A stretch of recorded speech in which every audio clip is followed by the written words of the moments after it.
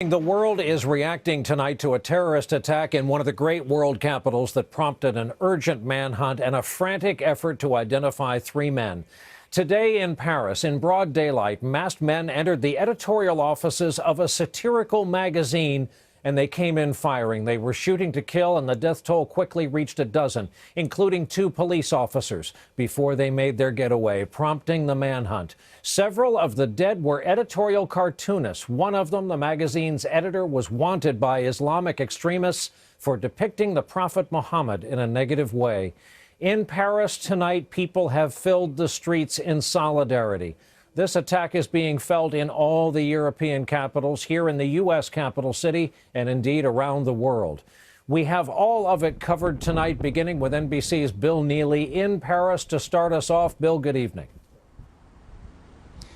Good evening, Brian. After the massacre, the manhunt, police now naming 3 suspects and a police operation reportedly underway not far from here. This is a country in shock. Those are the words of the French president, and many here are afraid the gunmen could attack again. Heavily armed and shouting in Arabic, "God is great." Masked gunmen carrying out a massacre in Paris. They're outside the offices of a magazine which they'd stormed. Inside, 11 people, mostly journalists, lay dead. Minutes later, more killing as police officers confront the gunman. One attacker walks to a wounded officer and shoots him point blank. As the gunmen begin to make their escape, one shouts, "We told you we would avenge the Prophet Muhammad." As they return to their car, one gunman calmly picks up a shoe.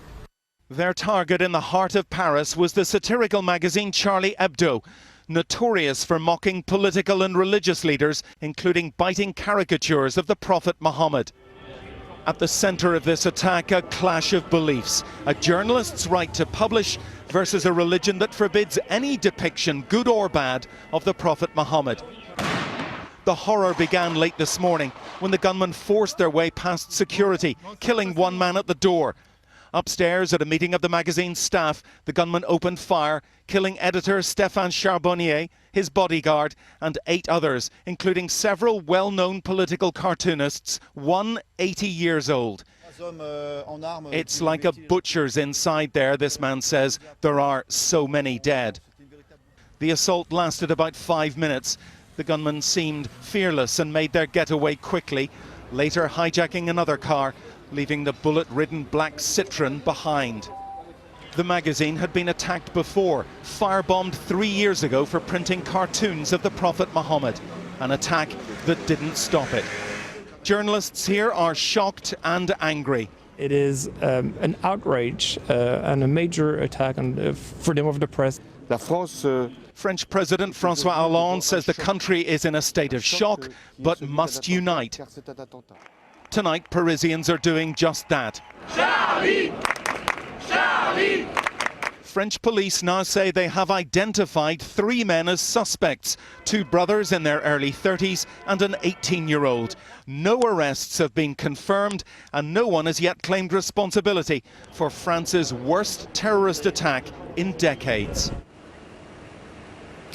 And Brian, earlier, senior US counter-terrorism officials told NBC News that one of the suspects had been killed and 2 had been arrested. They now say they can't be certain of this or of the status of any of the suspects.